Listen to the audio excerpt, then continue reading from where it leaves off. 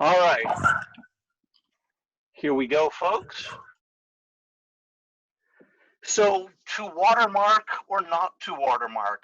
Well, that's not really the question, is it? If you're here, then I guess we kind of know the answer to that question already, don't we? One more guest. So the web is absolutely chock full of articles dealing with the debate of whether you should watermark or not. Here's the debate over watermarks. Here's should you watermark? Here's yes, you should watermark. Here's stop watermarking your photographs. And there's a bunch of pros and cons that are out there.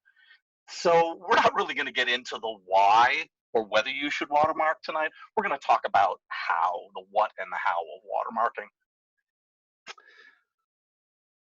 I will provide you guys links to all of the things that you see come up on screen. So if you want to read all the articles about the pros and cons, if you want to reach all of the websites that have the different fonts and icons and graphics that I'm going to provide tonight, all of that stuff will be provided in a document after we are done. Unmute you guys so I can hear you.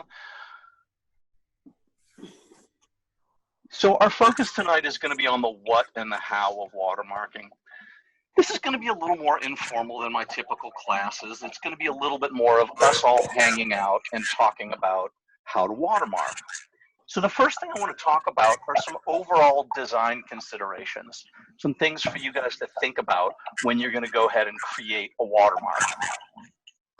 So the first thing you have to figure out is what style of watermark are you actually trying to create here?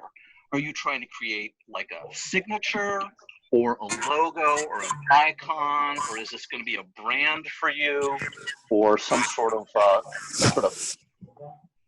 business logo?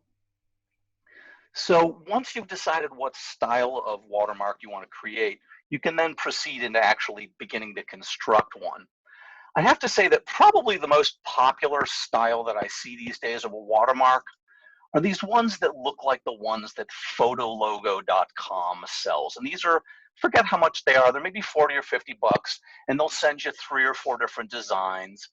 And this is a particular signature style. It almost always combines a handwritten or a script or a brush font for the name, along with a sans serif font for photos or photography or business or ink or whatever that is. And that's a very popular style right now. So we will do some examples that follow this basic format tonight, and you guys will get a sense of how you could put together one of these logos yourself without having to go off and hire a commercial service to do it.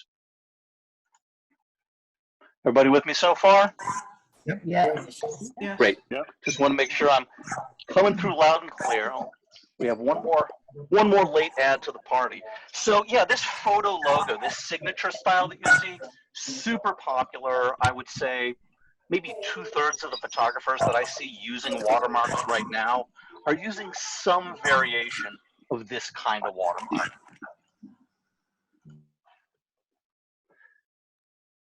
All right, let's get into nitty-gritties.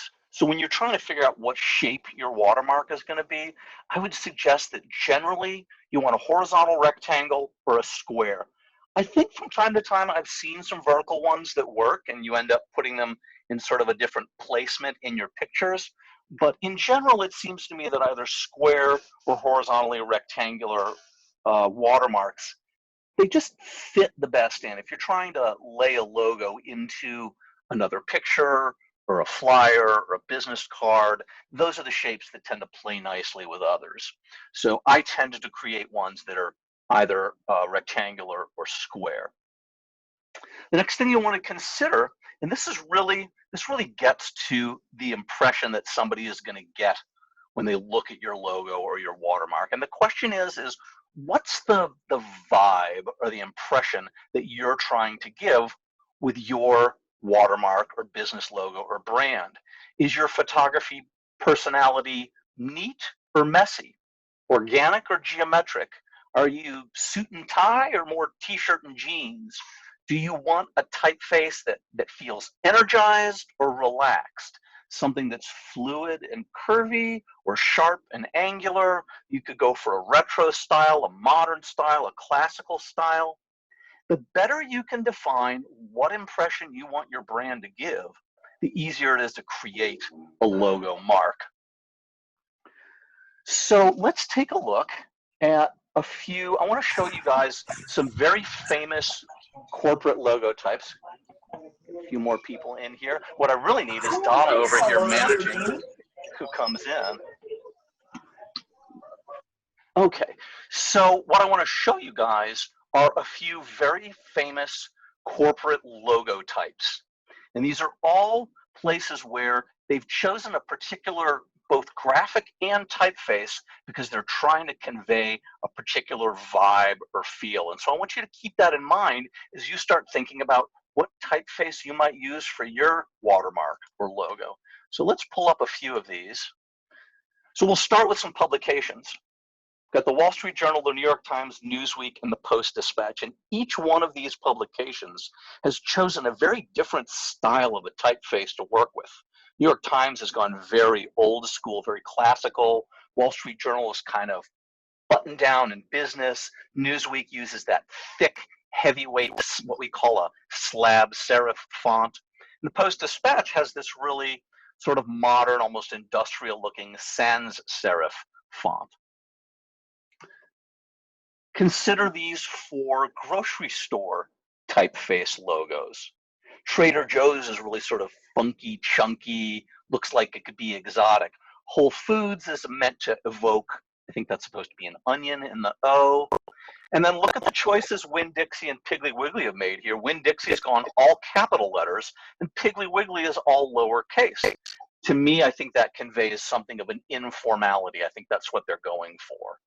Let's look at a few more. Classic entertainment logos. Here's the old school CBS logo, which used to have a very thin serif font, and they've recently modernized it with this much thicker sans serif font. So we're talking here about what voice your brand speaks with. If you look at ESPN versus ESPN2, well, the ESPN2 logo is a lot more sort of loose and bouncy, and it's got lowercase characters, and they're not on the same line, and there's sort of that hand-drawn 2. So it gives a very different feel than the traditional ESPN logo does. Here's the modern version of the PBS logo, and of course the classic MTV logo. Look at the difference between the voice that the typeface for Budweiser speaks versus the typeface for Bud Light. Bud Light is a much more casual, informal one. Pepsi's gone through a bunch of rebrands. I'm not a huge fan of their current logo. It's this very modern, kind of swirly deal. And of course, Coca-Cola has one of the all-time classic logos with that beautiful hand-lettered sort of style on it. Of course, I had to include Corona since, you know, everybody loves Corona these days. And then finally, of course, here are a bunch of tech companies and their logos. Probably the most iconic of these two are going to be the Apple logo and the IBM logo. They've been around for quite a while now, and they have a real potency to them. Another thing you'll notice about every one of the logos that I've put up here is they look good in plain black and white, and they could be done in a monochromatic color, either light on dark or dark on light. And as you're creating a logo, that's going to be really helpful for you guys, because some of your pictures are going to be light and some of your pictures are going to be dark, and you're going to want to be able to drop a watermark or logo onto either type of picture. And then let's see, did I have one more? Ah, yes, of course, we have all of our camera makers. And you can see that Nikon has gone with this very modern, italic, almost Helvetica-esque looking font. Canon has kept that very angular, pointy logo that they've had for years. And Fuji, of course, has this wonderful logo type brand name kind of thing that's all combined into one. So hopefully that gives you guys a sense of how each different logo type or typeface or font that you might choose for your personal watermark is going to impart a particular vibe. You know, I think that you really see it in the beverages and in the grocery stores in particular, that they each have a formality or an informality to them that's conveyed by the typefaces that have been chosen. unmute you guys. And any questions so far? I can hear you all now. Everybody good? Yep. Good for now. Download all those All right. typefaces. What was that? Can you download all those typefaces, or are some not available? Well, so most of the ones that I showed you there are corporate brand names, and I am going to send you guys to a site where you could download those types of logos. You can almost always find matching typefaces, and we're going to get to that in just a minute. Great. For those particular things. So let's go ahead and use that as a bridge to move into talking about fonts and typography. So I got a bunch of tips here for you. Obviously, continuing from what I was just saying, try and find a typeface that matches the voice or the vibe of your photography, because your choice of font has a huge impression on your audience. It tells them a lot about you and the voice that you're speaking with. And I think that's the reason that a lot of photographers have gone to these handwritten or script type fonts, because it feels like a little more like an informal conversation, like you've actually signed your name to the piece. One tip I would suggest is look for typefaces that have good looking letters that are specific to your name or your business name. And when you're looking through some of these font sites that I'm going to send you to where you can download fonts, they'll let you actually type in a phrase like, you know, Cindy Lynch photography, and it'll show you in each of the fonts on screen what that would look like. So you can get a good look, particularly at the capital letters, because that's where most fonts tend to have their strongest personality, is in the capitals. So let's talk about various font sources that are out there. One of my all-time favorites is this place called DaFont, D-A-F-O-N-T, dafont.com.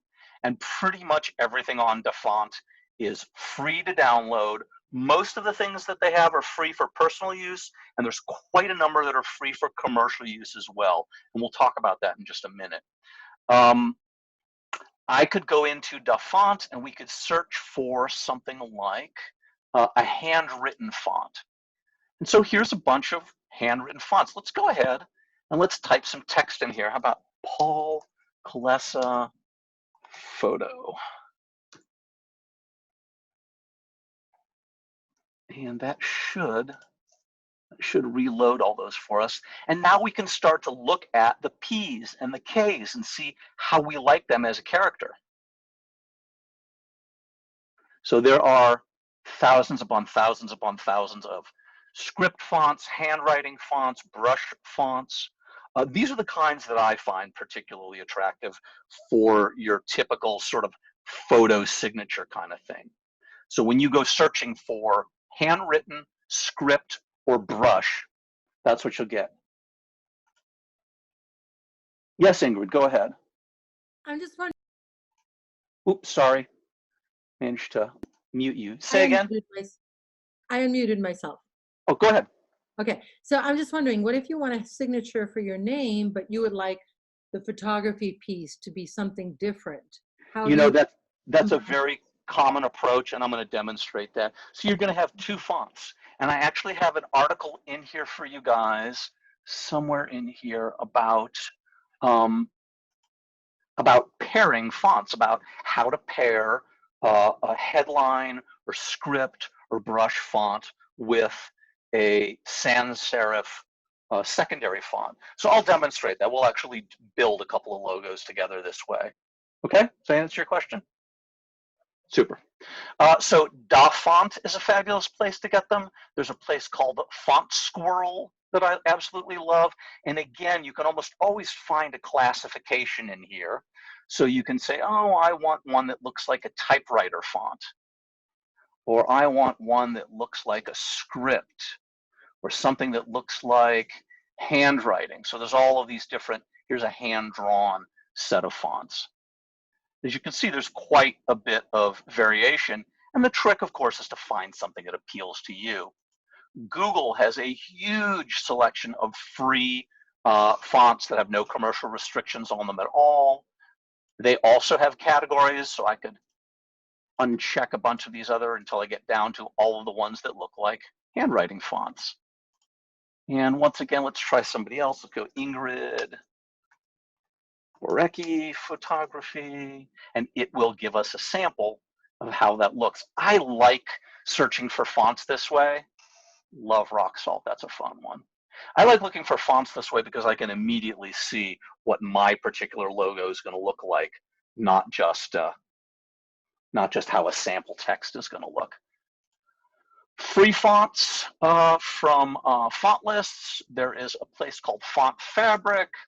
Freebies Bug has all sorts of freebies for graphic designers. They have fonts, backgrounds, Photoshop templates. BB Fonts has a bunch of really nice handwritten style fonts. So you can see that there are just thousands upon thousands upon thousands of free fonts that are out there. I will include shortcuts to all of these different websites for you guys. Let's say, let's do dear Graham Fisher photos with an F. And it'll start showing me various fonts like that. Let's go handwriting again. Get that category. Oh, actually, we're already on that. And if you see one you like, you download the font and you start building your little logo with it. So yeah, there's just a huge list I'll send you guys.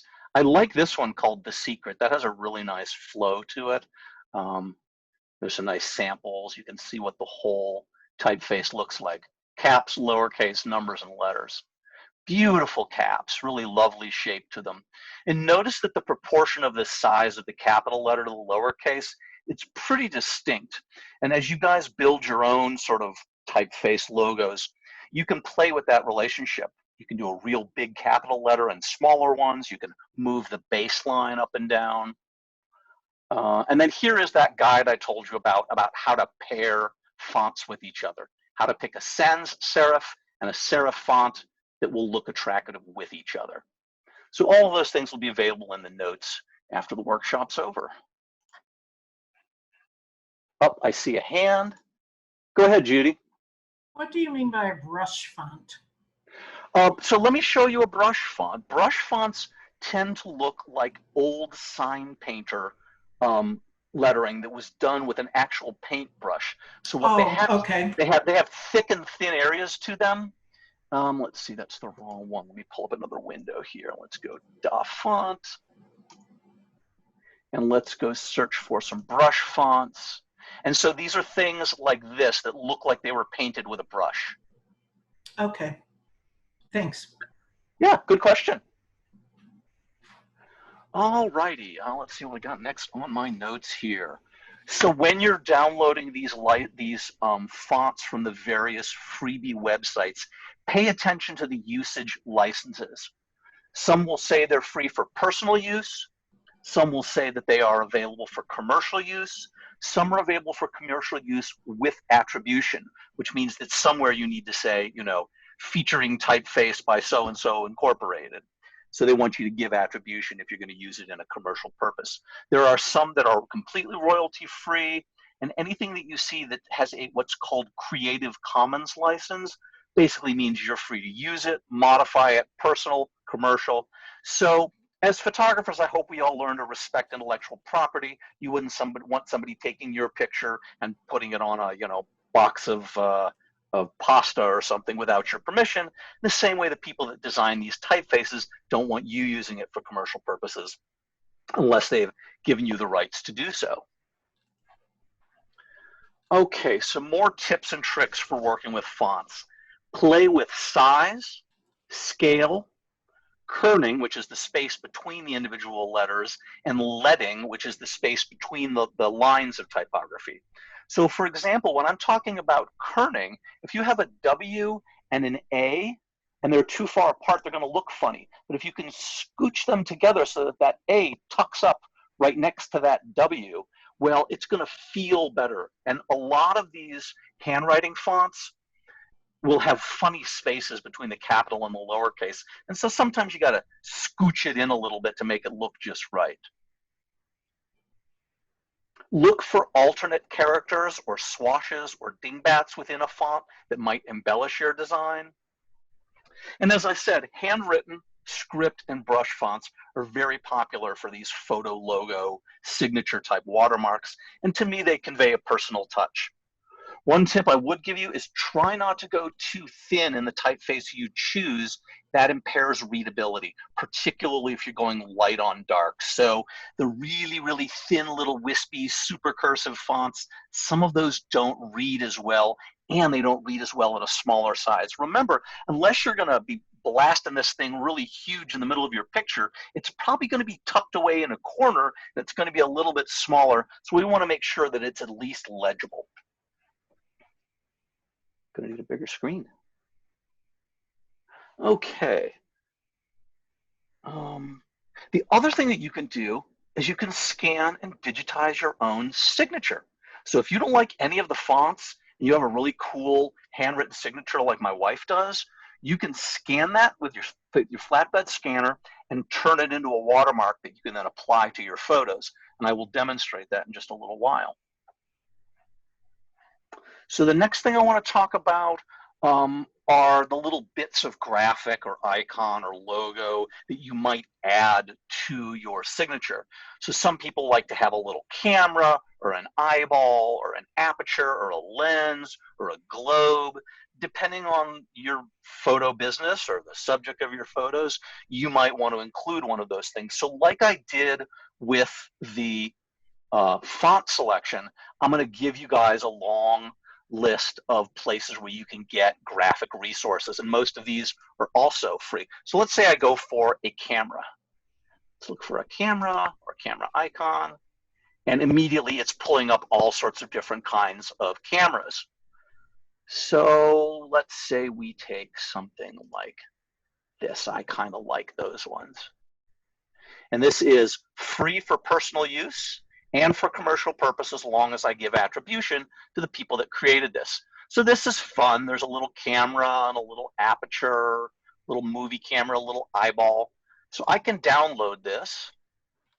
We'll go for a free download here. And that should cause the equivalent file to get downloaded to my computer. And sure enough, here are all the little icons. So I could build an icon or a watermark that used one of these particular graphics if I so desired, and you can too. So I'm going to include for you a bunch of these free icon graphic vector sites. And like I said, try and pay attention to the usage rights that they ask for. Icons for everything. And then this is the one I was telling you about earlier that has brands of the world. So you can pick a brand. Let's see if it's even got a local brand like Schnucks. Yeah, sure enough.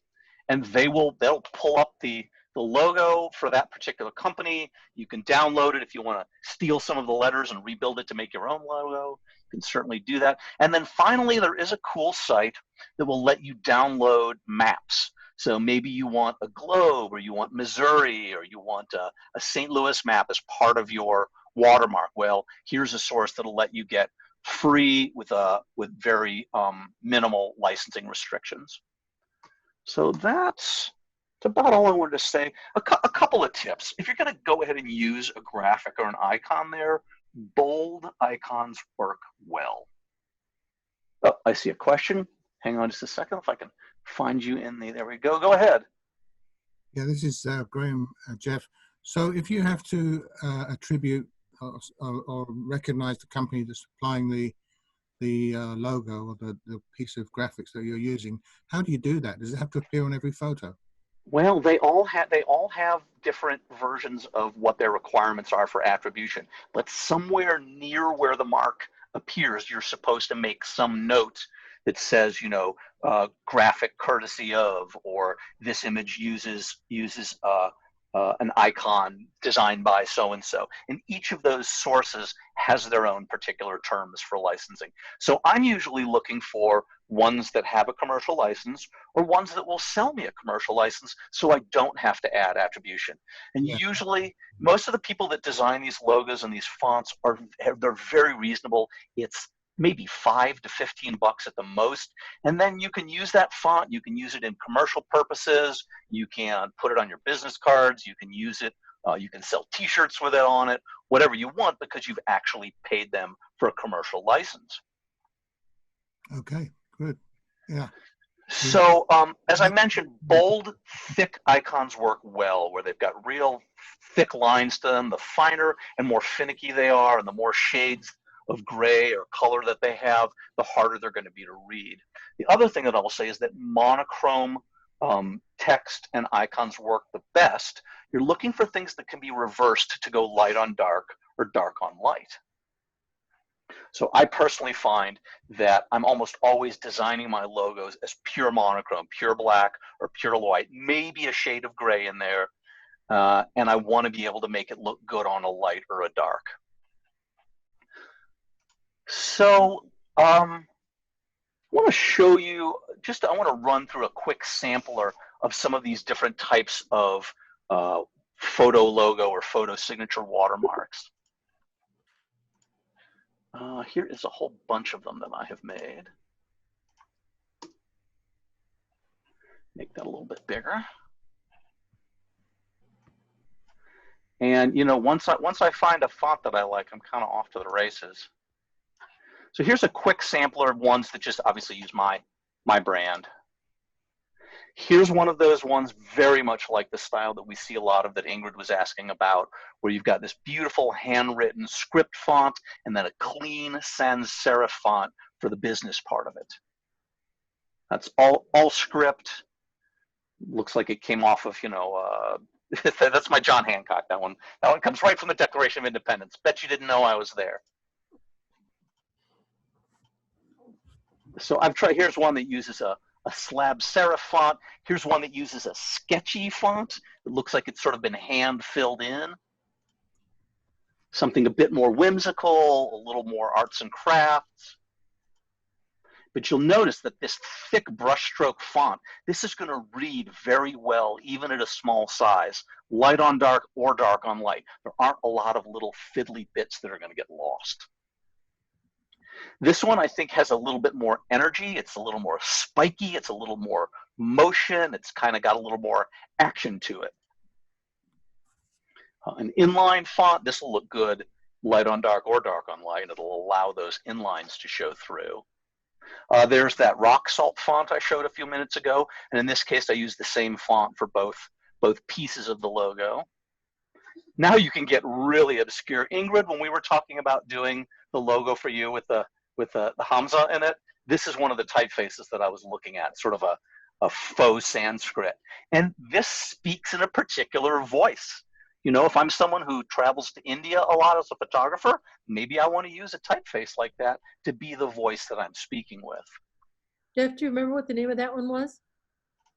I've got it written down. It's like Okay. faux Sanskrit or something obvious like that. Yeah, exactly. Donna says namaste at home. Just a few more of these. I think that gets back that. Yeah, we're back around to the beginning.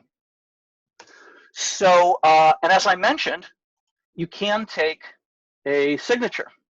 If you've got a nice signature like that, you can take that and turn that into a logo as well. So let's start by building one of these photo logo signatures. That sound like fun? All right, gonna get my notes back up here. So I'm gonna start by creating a new blank document in Photoshop.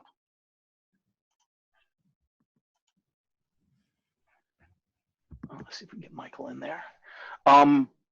Here's a rough ballpark figure for the kind of document that you'll create. If you're going to create a square logo, I would make it 5 inches by 5 inches at 300 DPI. If you're going to make a rectangular, maybe start out at like 5 wide by 3 tall at 300 DPI. So you might be thinking to yourself, why is he asking me to make a logo that is 300 pixels per inch? And the answer is that if you have any kind of fine details in your logo or your watermark, you want to go ahead and create it at a large size so that when you shrink it down, those things get preserved. A few more people in the waiting room there. The other thing that's really important is when you create your new document, make sure that your background is transparent, because you don't want to lay that watermark down with a big white block behind it. And if I don't make my watermark transparent, every place I go to stick it down is going to have a big square block behind it. So go ahead and create a new document. We'll call this sample watermark. So I've made it 5 inches by 3 inches at 300 DPI. I've made it an RGB document so that I get nice black blacks. And I'm going to make my background transparent. So now I've got my blank document. I'm going to grab the text tool. And let's see, who's got a name we're going to use this time? Oh, B's are always great in font. So we'll do Bonnie Freeland Photography here. You okay with that, Bonnie? Okay, so we are going to type here, B-O-N-N-I-E. And of course, that's very, very small. Let me size that up a little bit. Holding the Option key to size from the middle. So that's the same typeface I had been using for mine. Let's pick something different. Let's grab the type tool. And let's go find another one of these fun fonts. How about this one? Oh, that's got a great B and a great F. Lots of character there. So I mentioned earlier this idea of kerning or letter spacing. And if you look, at least to my eyes, there's a little bit too much space between the first and the last name here. So you might go into your text controls and you might tell it to shrink the space between those characters. So I can subtract maybe 50 points or 100 points. And that just scooches the F a little closer to the E there. Yeah, I think that's pretty good. So that's the first part of the logo. That's the script swashy signature-y part of it. And then I might come back, pick a different font. Let's do something simple like,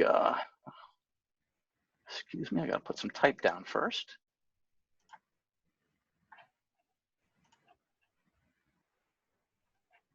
Get off that. Type. There we go. Let's go photography. And that's currently in a matching typeface. So if we would like, we can certainly make that part of this. But I think I'm going to go for something a little bit contrasting. So let's make this something like a Helvetica. Helvetica condensed. That's a nice one. Very modern font. Tuck that up underneath there. Actually, let's go all caps on this. I like that even better. Shrink that down a little bit. And we've made our first photo logo. All right, let's hear all the critical voices. What do you guys think of that one as a logo? Very good. It's good. I like that. Yep, I like it. Not too bad for just sort of knocking one out in a hurry. And you can see how I have paired up these two fonts. I might actually take this photography here and I might squash it a little bit and actually, oops, not what I wanted to do. Shrink it a little bit disproportionately so that I can actually shorten it a little bit. There we go. Because I kind of like it as a shorter, stubbier kind of typeface. So we'll go ahead and we will save that off as Bonnie's logo. Oops, what did I just do? Apparently I have switched the screens around massively. There's a keyboard shortcut that doesn't match. Well, that was exciting. I went to save this and Zoom had a different keyboard shortcut for save as. So we'll call that Bonnie Watermark. And we'll go ahead and we'll create a couple of more before we're all said and done here. How do we get the chat window up again? There we go. Whew, is it me or is it hot in here? And you'll notice, of course, that I've created this in monochrome. It's black, it could be white, it could be a color. We can really make it be whatever fits against the background. So when I go to save the master file, the thing that's my full resolution original here, I'm gonna save it as a TIFF or a Photoshop file because that can contain transparency in it. That preserves my transparency, and I have it around for making future edits. Maybe Bonnie wants to add her middle name, or maybe she wants to take photography off of it. So you want to keep that master file around so that you can make edits to it in the future. So I'm going to create a couple of more of these sort of in this style, and then we will move to how you're going to apply them, how you're going to actually get these things stuck onto your pictures. A couple more designs I want to show you while we're there. If I can find this. Next logo, vintage badge, vintage. So here's a few more logos of a different style. See if it'll load those for me.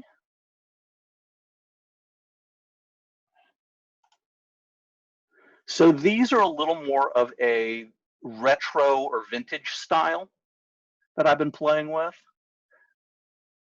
So I've got one that looks like this, reminds me of sort of old photography equipment. Got one with a camera in the middle of it. Got one that's based on hexagons that I kind of like. Another one that's got a nice sort of eyeball, iris, aperture kind of thing going on it. So I just wanted to show you guys that it isn't just photo signature logos. Really, the sky's the limit, and depending on your creativity and your desire, and more importantly, the vibe that you want people to get from your watermark, you've got a lot of options there for what that can be. Let's stay focused on these sort of photo ones. So let's do another one. Once again, I'm going to create a new document. As before, 5 inches by 3 inches at 300 dots per inch. All right, who wants to lend their name to the next demonstration? Don't all raise your hands at once. Cindy, I saw Cindy wave her hand first. Congratulations, you're the next contestant on watermarking. So we're gonna go Cindy. Actually, because she has this amazing, we gotta get Featherstone in there, right? I mean, come on. All right, first of all, did I spell your name correctly? Donna says I did, so. Oh, let's get that locked back on there. Okay, so obviously we're not gonna use this for the main font. Let's find a better typeface for this one.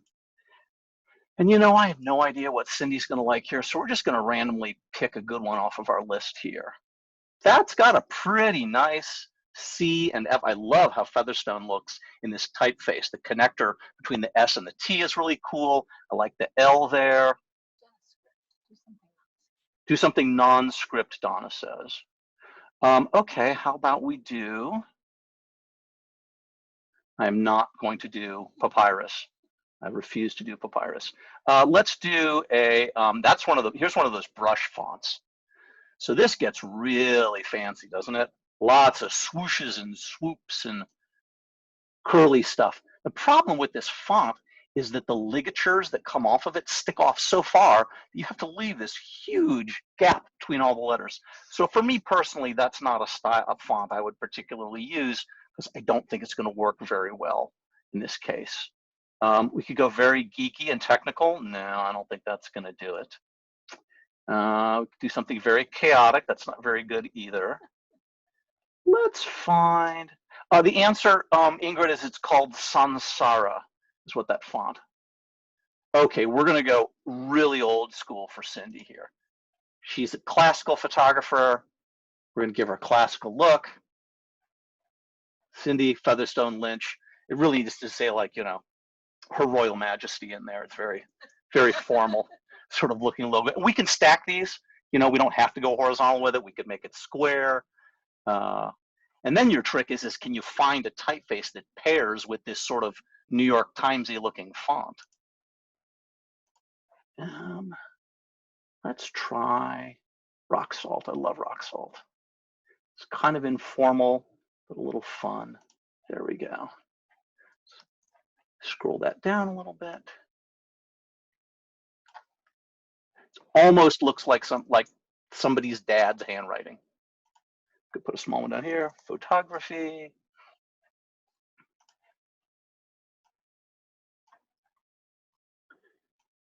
And we've got another little logo there. So let's go with that for now. I haven't seen Cindy making a face over there, so hopefully she approves of us making something like this. So we're gonna not use the keyboard shortcut to save that, because if we do, Zoom will get very unhappy. We're gonna go Cindy watermark.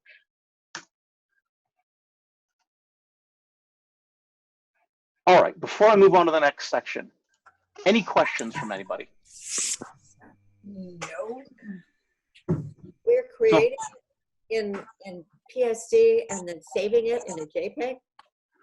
No, eventually, go ahead, Paul. What I was wondering is, if you're making this a watermark that you're putting on a photograph, isn't it kind of redundant to put photography? It all depends. You know, some people don't want photography. Some people want it because it's their actual brand that they're putting on there. So that is completely a personal choice. I'm really only trying to just give various examples here for you guys to play with and to see what they are.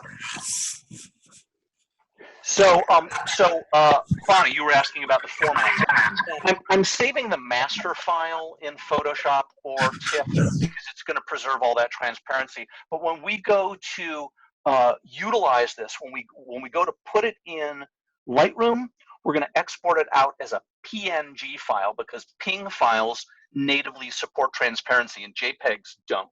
If I saved it as a JPEG, I would have a big white block behind this. And wherever I put that thing, it would have white behind it like this. Let me pop this up to the top. And if I were to grab this chunk and try and put it on my picture, make a new one. Let's make this even bigger. Let's make the background black. If I paste this down here, I get a big white block behind it because there's no transparency in the file if I save it as a JPEG. So I have to save it out. If I'm going to use it in Lightroom, I have to save it out as a PNG file. But if you're going to work with it in Photoshop, there's an even cooler way to do all of this, and that's to take that signature, that watermark, that logo, and to turn it into a brush. And once you turn it into a brush, you can simply paint in your photograph with it and drop it wherever you want, make it whatever color you want, light or dark.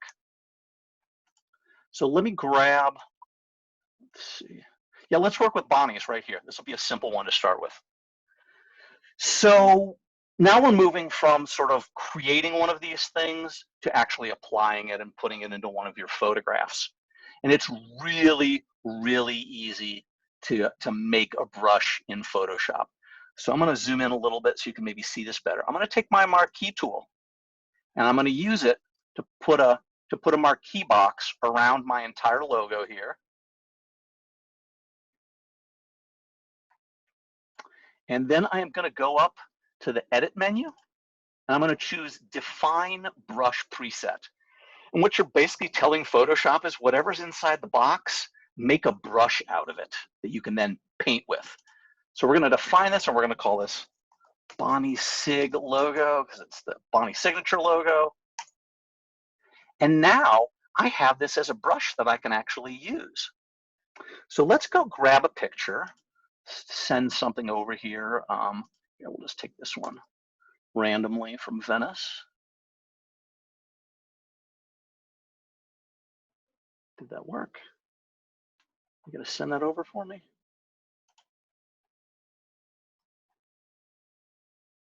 Ah, there it goes, just a little hung up. We are asking an awful lot of it. Asking an awful lot of the computer today. Let's hide that. Okay, so I now have in my hand a brush, a paintbrush, that has the Bonnie Freeland logo loaded up in it. I've chosen white as my color. I can come down here in the corner of this picture. I can just drop a watermark right there. You guys can see that?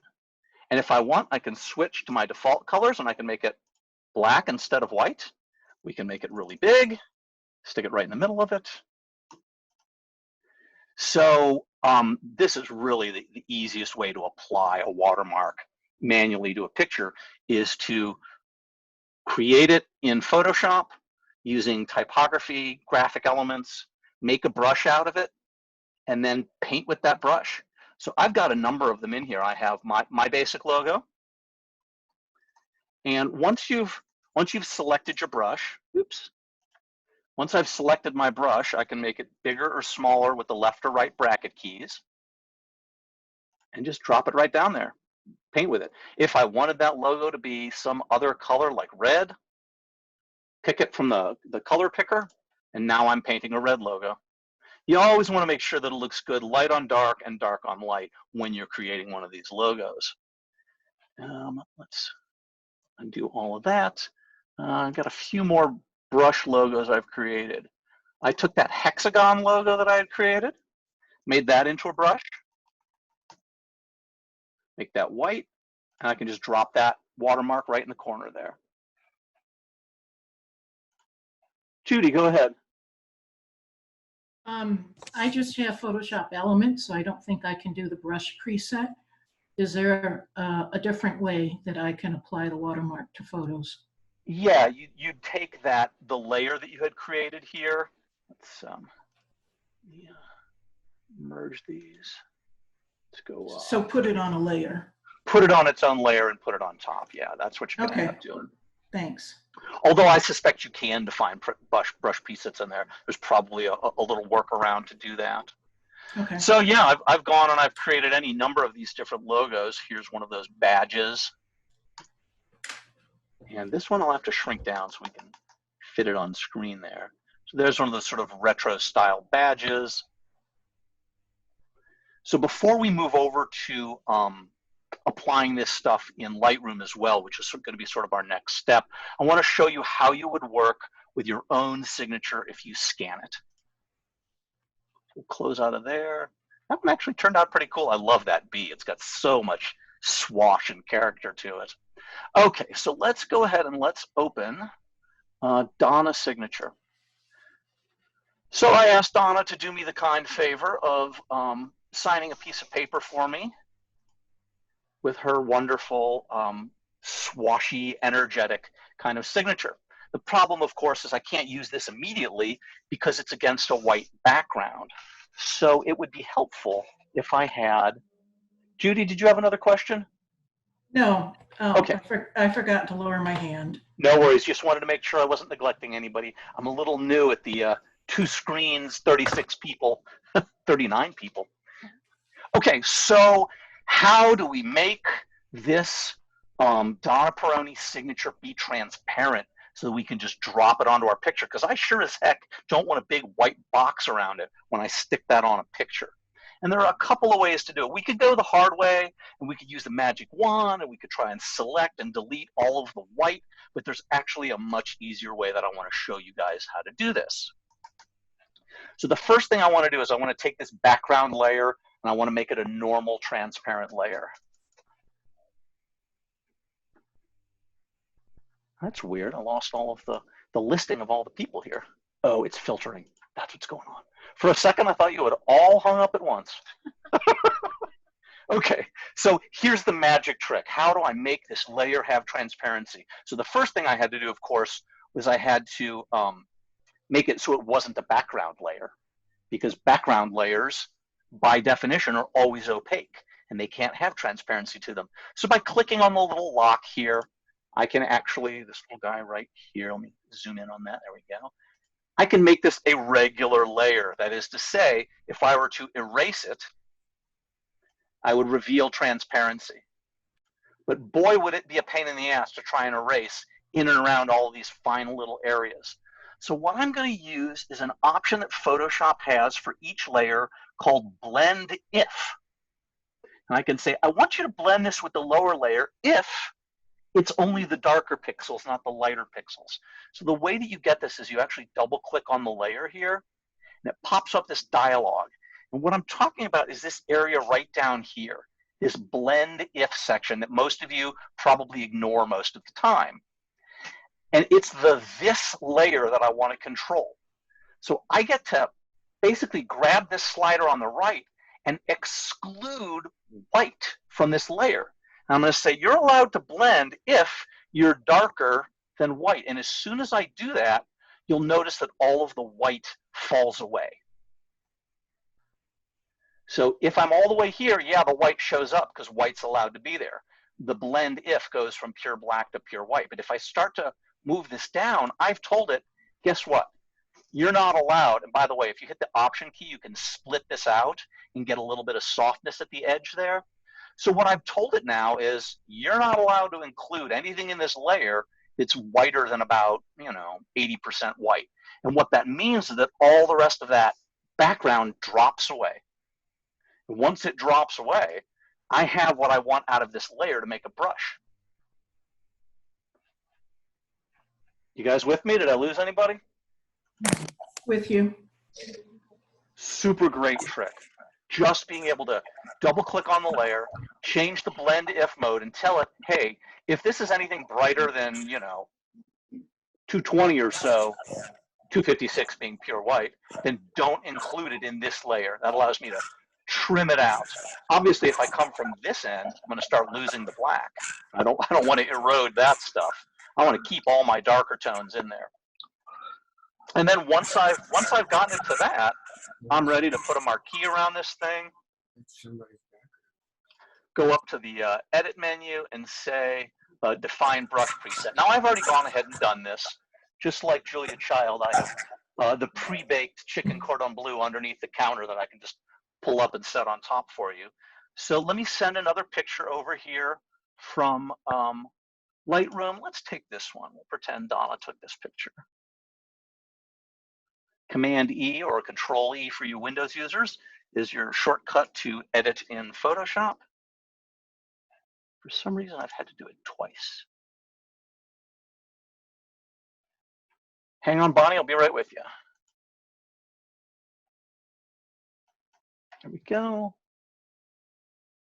Let's see, where is Bonnie? Let's unmute you. Go ahead, Bonnie.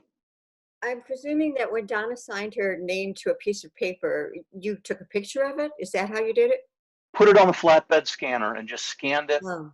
at, I don't know, 400 DPI so I could get all the little fine details. So I'm going to go to my brushes. I'm going to go up to my brush picker where I just so happen to have a DP signature right here. And I will make it as big or as small as I'd like. Let's make it white and boom, instant signature. Now, I love how her signature looks as a watermark. I think that it's got panache, it's got style, but it is not mechanized. This is not a font. This isn't a typeface. This is her own handwriting. And as such, I think it looks very natural when you place it on a photograph. Obviously, if I had had a light background, I could have made it a dark signature, black or some other color, and laid it down there. So that's the sort of the quick and dirty of how we do it at the Photoshop end of things. I want to next sort of move to how we can apply this to pictures using the watermark editor in Lightroom. But before I do that, any questions about this process so far? Nope. Nope. No. Great explanation. Good. Nobody's eyes appear to be glazing over too much yet, so that's good. But you can see how, let me get in here real close. Oops, I don't know what I did there. There we go. You can see how the really fine details of her signature got preserved here. That, like where it was a little transparent, that all came through. That looks very natural, particularly dark on light. Okay, so let's close that one. Guess that did open up. So let's talk about taking one of these things and using it as a watermark in Lightroom. So what I'm going to do is I'm going to crop the photo down to here. That's good. And then I'm going to save this. File, save as. And I'm going to save this as a PNG. Stands for Portable Network Graphic. We're going to call that Donna signature. And I'm going to save that. And large file, that's fine. And if it did it right, we're hoping it did, I should have a transparent file, and you can tell that this is transparent because it's not showing me white behind it. So now I have Donna's signature as a PNG. Okay, who's got the dog? Someone's dog is barking. All right, we'll just mute everybody for a second. All right, so once I've saved this PNG, I'm ready to move over to Lightroom where I might be able to apply this in my photos. So in Lightroom, right under the Lightroom menu here, right by the identity plate setup, is a thing that says Edit Watermarks. And in Lightroom, in the watermark editor, you have two different styles. You can do a text watermark, or you can do a graphic watermark. Text is obviously just going to be a plain typeface. You know, this one just says copyright Jeff Hirsch, and it's using a very dull font. I could try and get in there and use one of my like Smooth Stone, which is going to get a little bit better. You get all sorts of controls here over where this gets placed, what kind of font, does it have a shadow, is it opaque, is it, what size is it, how big or small. So here's your opacity. We can make it semi-transparent so that the picture kind of bleeds through. We can play with the shadow. You can even rotate it. So I could make it be sideways if I want to be sideways. But the most important thing here is the anchor position. And in Lightroom, you have 9 positions: upper left, center, and right, middle left, center, and right, and bottom left, center, and right. And for each one of those positions, there's also an offset. Let's go back to something normal here. There's also an offset that lets you control how far away it is from the edge. So for example, right now there's no horizontal offset. But as I turn this up, it'll move it farther away from the edge, farther away vertically. So for example, Ingrid, on your watermark, I've noticed you've got it right up against the left edge, like basically pushed down into the corner. And that may be a very deliberate choice to get it as far out of the way as possible. But if you wanted to nudge it in a little bit, you could change that horizontal offset from 0 to, you know, maybe 3. You could take that vertical offset and you could bring it up a little bit so it isn't jammed right in that corner there, if you so desire. I'm only pointing that out because I happen to have seen that recently. So these are all text style logos, but let's go ahead and let's switch over to a graphic one. And once I go to a graphic one, it's going to ask me to choose a PNG file. So there's my Donna signature. You can see it right down here in my picture, but it's really hard to see because this particular signature is dark on light. So before I do this, I'm going to jump back into Photoshop and I'm going to hit Command-I to invert this. I accept that. Is that going to work? It's going to give me a, no, because it's got white behind it. So what I really need to do is a little bit trickier with this logo. Let me open up a different logo to show this.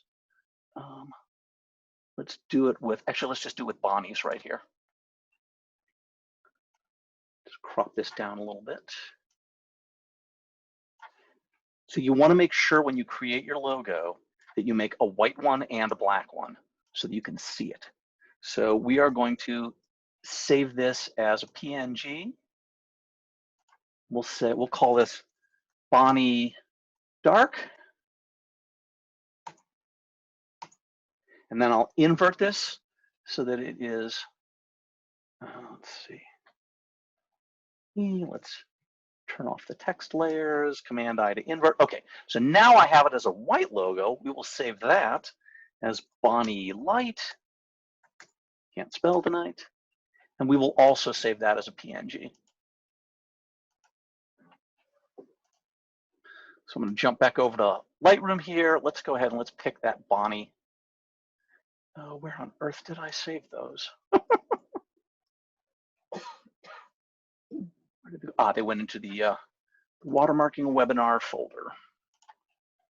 So I'm going to browse for this file. You're going to go to our watermarking thing here, and here's Bonnie Light. And you can see that that comes in as a nice white graphic. Maybe shrink it down a little bit. Let's say we make it, I don't know, 17, 16%, somewhere in there. And then I might control the offset just a little bit more. So this would allow me to create a custom watermark. And then once I've made the watermark and I've told it exactly where I want it, what I want it to look like, how big, where it's going to be placed, you can save that as a preset. So we're going to call this, I'll show you why I'm going to put a number in front of it. We'll call this 9 Bonnie BR White. So I've numbered the anchor positions 1, 2, 3, 4, 5, 6, 7, 8, 9. So I know that number 9, bottom right, white. I've created one logo, and I'm going to go ahead and switch this out for Bonnie Dark. And I'm going to create another preset. We'll call this 9 Bonnie bottom right dark. If you look in my preset list, I have created a default black and white signature, which is sort of bottom center and a little larger. And then I've done top left black white, top center, top right, middle left, center right, bottom left, center right. So by creating each one of these presets for light and dark in all 9 positions, when it comes time for me to actually export a photo out of Lightroom, it's really easy for me to do. Let's say we take this sample one again, and I right click and I say I want to export this. Let's just make up an export setting. And let's say we're going to make this JPEG full size. I have a preset for that. And I want to go add a watermark to it. And in my lists right there, I have number 9, Bonnie, bottom right, white.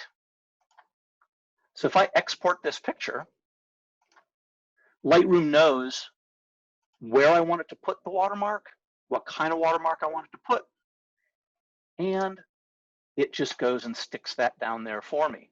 If you want to get really fancy, you can create export presets for each one of those watermark situations. So I've created a default one for my bottom left white watermark, my bottom right white watermark. So let's take this one, bottom left, overwrite that. So what this allows us to do is to automate the entire process. Now that we have created little watermark presets for all 9 positions, 1, 2, 3, 4, 5, 6, 7, 8, 9. So this is basically in the 7 position and light and dark, we can very quickly apply them upon export as soon as we send a picture out. All right, opening the floor up to questions about this part of the process. Jeff? Yes, ma'am. It's Judy. Go ahead, I hear you. Earlier, when you first started applying it to a picture, it covered like a seam in the picture, which bugged me, distracted me. So if you have a preset, but you want to nudge it just a little bit to one side or the other, can you do that easily? Relatively easily. So let's take another picture and be a little more thoughtful about our placement of it. So I am going to export this one, and I'm going to go ahead and do a full size or a 50% export. You'll notice I have a lot of presets here to make my life easier. If I go down here and I choose my watermark, and let's say I'm going to go upper left and white, so top left white. There's actually an edit watermarks option right at the bottom here that would allow me to come in here and then scooch that over. Maybe I want to scooch it down a little bit, or maybe I want to put it up higher. Maybe I want to shrink it and make it a little bit smaller. a little bit closer to the left. So you can easily tailor it to your exact picture. You sure can, and then you can save it as a new preset. Nice, thank you. Yeah, great question. Other questions from the floor? Nope. No, really, it's all been that crystal clear. Don't be shy, kids. This is your chance to ask Have to work questions. with it. Yes, of course, you're all going to have to play with it some. All right, let me look at my notes here and see if I missed anything. No, I don't think so. When you're in Lightroom, you can make a text or a graphic watermark. You can configure the size, the position, the offset, and the transparency. I recommend that you create watermark presets for all 9 positions and for both light and dark marks. And like I said, you can add watermarking to your export. So I've got an export preset here that is bottom right white mark, which will just automatically stick it in the bottom right and use the light one like that. Pretty much automatic.